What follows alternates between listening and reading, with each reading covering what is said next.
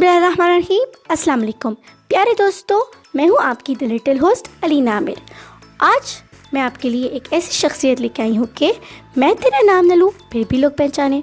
प्यारे साथियों, कुछ लोग अल्लाह ताला की तरफ से ब्लेसिंग होते हैं जो अपनी मामला फहमी और इल्मी सलाहियत के लिए ख़ास मकाम रखते हैं।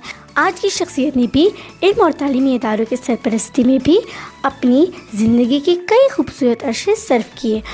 तो प्यारे दोस्तों, आज मैं आपको अपनी एक और फेवरेट पर्सनैलिटी से मिलवाने जा रही हूँ जो प्राइवेट एजुकेशन नेटवर्क के साउथ रीजन के PK के रीजनल कोऑर्डिनेटर हैं।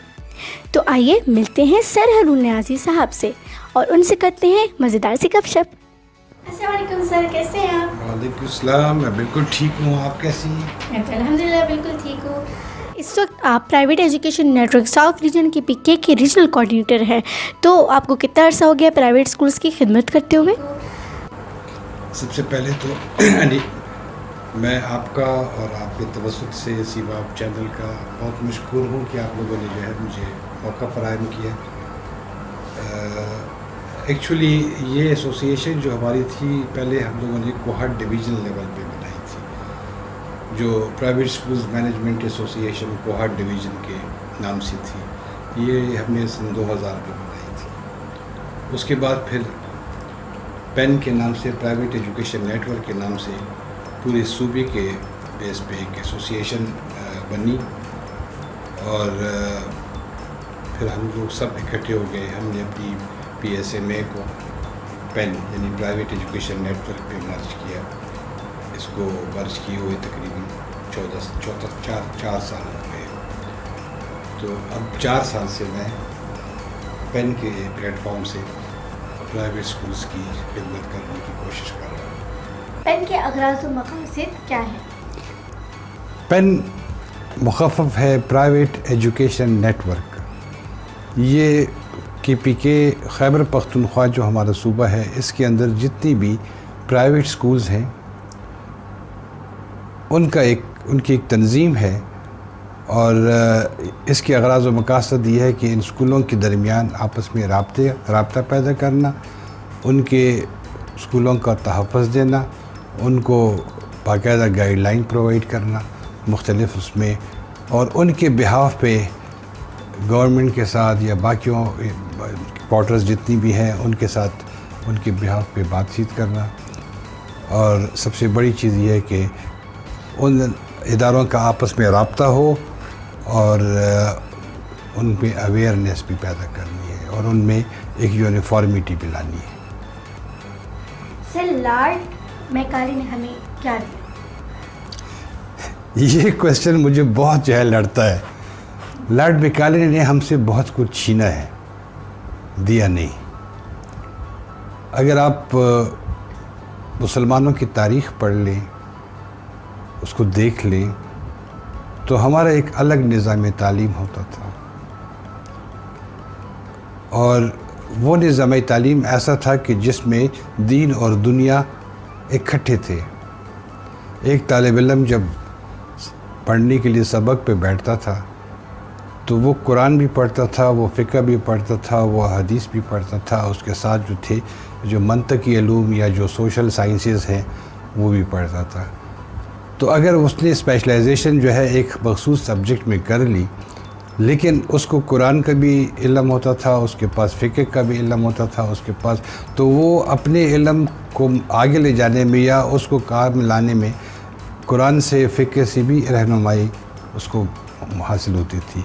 तो आप देखें कि तारीख़ के अंदर जो मुसलमानों ने जितने कारनामे अंजाम दिए हैं, जितने साइंस की दुनिया में या उसमें माशरियात की दुनिया में, उमरानियात की दुनिया में आप देखें तो आप हैरान रह जाएंगे।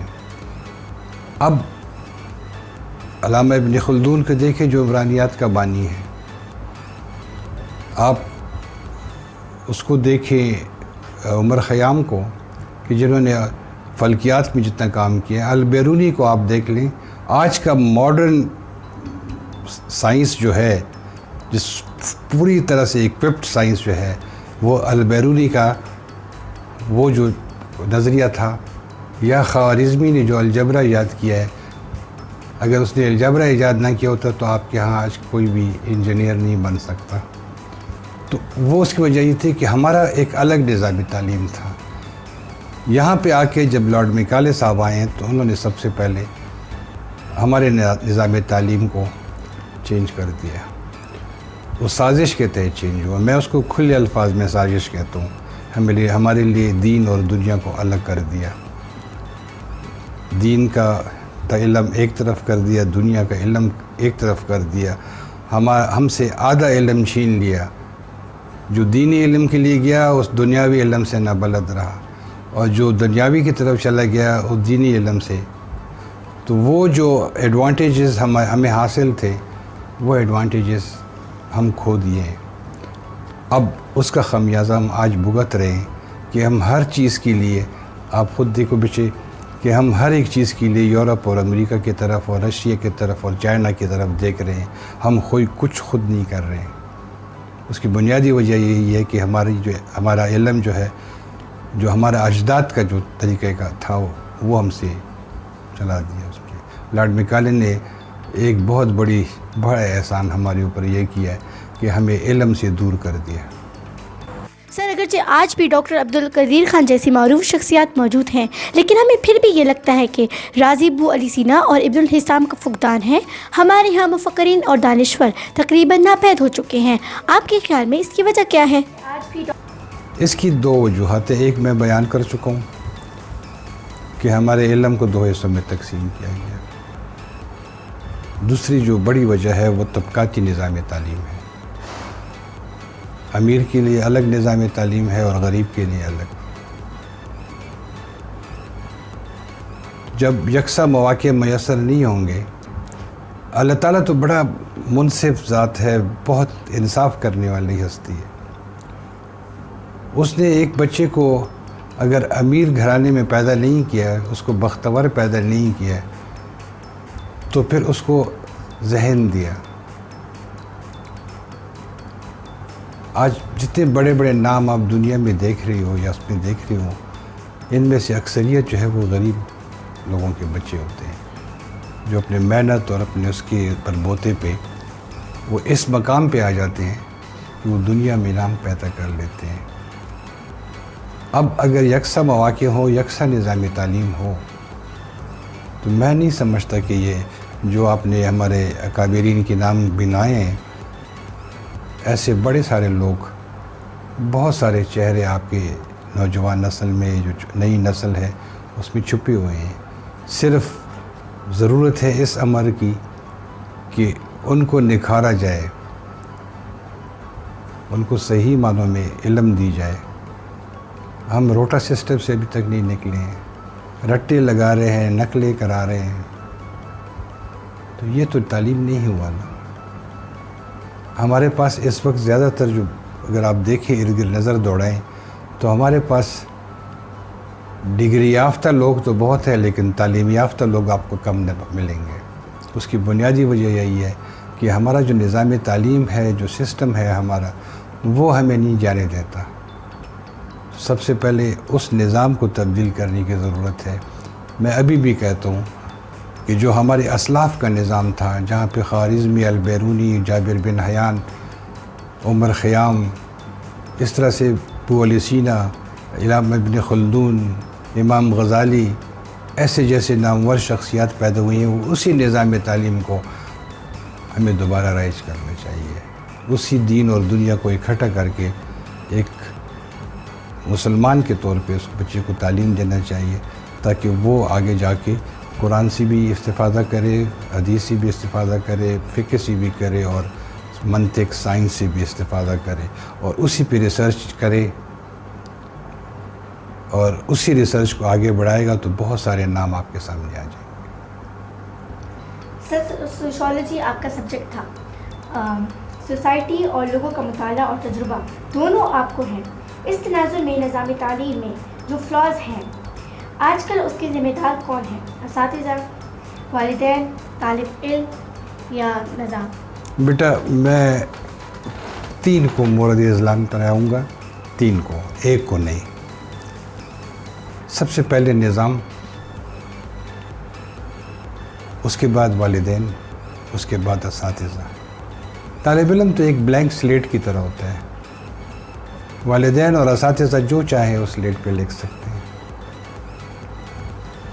جس طرح سے بھی اس بچے کو لے جانا چاہیں، کیونکہ یہ دونوں جو ہیں والدین اور اساتذہ، یہ دو ایسے لوگ ہیں جو بچے کے لیے ایک راستے کا اس کا تعین کرتے ہیں، اس کی اخلاقی اور علمی تربیت کرتے ہیں۔ نظام جو ہے وہ اس کو مواقع فراہم کرتا ہے کہ وہ تمام مواقع اس کو میسر ہوں اس بچے کو، جو اس کو ایک اچھا اسکالر یا ایک اچھا سائنٹسٹ یا ایک اچھا ڈاکٹر یا انجینئر بنا سکے۔ ہمارا نظام وہی پرانا گھسا پٹا، اس پہ کوئی اصلاحات نہیں۔ والدین ہمارے جو ہے، میں سب سے پہلے معذرت کروں گا والدین سے، لیکن میرے حساب کے مطابق 60% سے اوپر والدین جو ہمارے ہیں وہ ایجوکیشن اورینٹیڈ ہے ہی نہیں، ان میں وہ اویئرنیس نہیں ہے۔ وہ صرف بچے کو صبح اسکول بھیجتے ہیں صرف 5-6 گھنٹے کے لیے کہ وہ ان کی جان چھوٹی رہے۔ پھر اساتذہ اسی نظام سے نکل کے آئے ہیں۔ ہم جب اپنے اساتذہ کو دیکھتے ہیں تو پھر ہمیں اپنا آپ بہت چھوٹا لگنے لگتا ہے۔ ہمارے جو اساتذہ تھے وہ اگر کوالیفیکیشن کے لحاظ کو دیکھا جائے تو وہ ہم سے بہت کم کوالیفائڈ تھے، لیکن وہ ہم سے زیادہ انٹلیکچوئلس تھے، وہ ہم سے زیادہ آنیسٹ تھے، وہ ہم سے زیادہ ڈیووٹڈ تھے اپنے پروفیشن کے ساتھ۔ ہم اتنے انٹلیکچوئلز نہیں ہیں۔ سوری، میں اساتذہ سے بھی معذرت کروں گا آپ کی توسط سے کہ میں جو کہہ رہا ہوں، لیکن میں سچ کہہ رہا ہوں، میں جھوٹ نہیں بول رہا ہوں۔ ہم نہ اتنے انٹلیکچوئلز ہیں، نہ ہم اتنے ڈیووٹڈ ہیں، نہ ہم اتنے آنیسٹ ہیں۔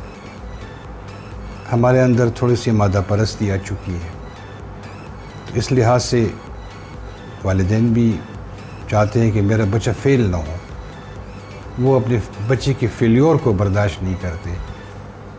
تو جیسا بھی ہو لیکن اس کا پاس پرسنٹیج اچھا ہو، اور وہ چاہے اس کو کچھ آتا نہ ہو۔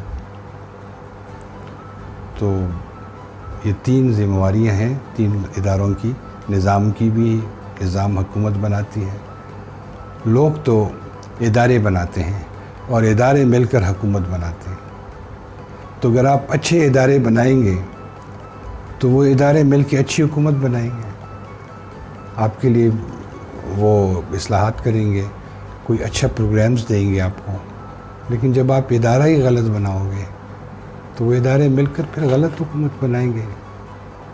جس طرح سے ہم اتنے عرصے سے جو ہے ہمارے ساتھ جو کچھ ہو رہا ہے، تو میں تو شرمندہ بھی ہوں، اور کہ ہم اپنے بچوں کو صحیح ٹریک پہ نہیں لا پا رہے ہیں۔ سر، آج کے حوالے سے ایک سوال، کرونا ہمارے نظام تعلیم کو کتنا متاثر کیا؟ ہم اس میں کوئی شک نہیں ہے۔ جو چاہے سائیکالوجسٹ ہیں دنیا کے، وہ کہتے ہیں کہ اگر ایک بچے کو 1 سال تک کتاب سے دور کر دیا جائے تو وہ کمی پھر 5 سال میں پوری ہوتی ہے۔ اور یہ دوسرا سال جا رہا ہے، ہمارا بچہ جو ہے وہ کتاب سے دور ہے۔ حالانکہ ہم نے بہت دفعہ ریکویسٹ کی تھی حکومت کو کہ آپ ایک SOP کے تحت بچوں کو پڑھنے دیں۔ ہم اپنے قلیل وسائل میں، جو ہمارے ایسوسیشن ہے یا ہمارے سے جو وابستہ ادارے ہیں، ہمارے بہت لیمیٹڈ ریسورسز ہوتے ہیں، بہت قلیل ریسورسز ہمارے پاس ہوتے ہیں۔ تو اس ریسورسز میں ہم پوری طرح سے ایمانداری کے ساتھ وہ جو SOPs ہیں اس کو مینٹین کر کے ہم اپنے بچے کو کتاب سے دور نہیں کرنا چاہتے ہیں۔ لیکن المیہ ہمارا یہ ہے کہ ہمارا جو حکومتی سیکٹر ہے، حکومت کی طرف سے وہ تمام فیسلٹیز ان اسکولوں میں حکومت نہیں پرووائڈ کر سکتی۔ تو اس کی بنا پہ بچہ جو ہے پچھلے سال بھی اس طرح سے کتاب سے دور رہا، اس سال بھی بہت زیادہ دن تو کتاب سے دور رہا. اب یہ کمی کیسے پوری ہوگی؟ ایک یہ پورا گیپ آ گیا، اور وہ گیپ فل اپ کرنے میں ہمیں اندازہ ہو رہا ہے کہ جو 1 سال پہلے جو ہمارے پاس بچے تھے، ابھی جب واپس آئیں تو سلام کرنا بھی بھول گئے تھے. زیرو سے سٹارٹ ہو گیا تو وہ دوبارہ سے اسٹارٹ ہوں گے. بہت بڑا نقصان ہوا ہے. ہم تو یہی دعا کریں گے کہ اللہ تعالیٰ جو ہے اس وبا سے بچائے، ورنہ شاید بہت بڑا گیپ آ جائے. تو کرونا نے بہت متاثر کیا ہے ہر لحاظ سے. تو اس پہ تو کوئی شک نہیں ہے، دوسری بات ہی نہیں ہو سکتی. اب ایک پرسنل سوال، آپ کی پسندیدہ شرارت کیا تھی؟ آپ بھی شرارت کرتے ہیں؟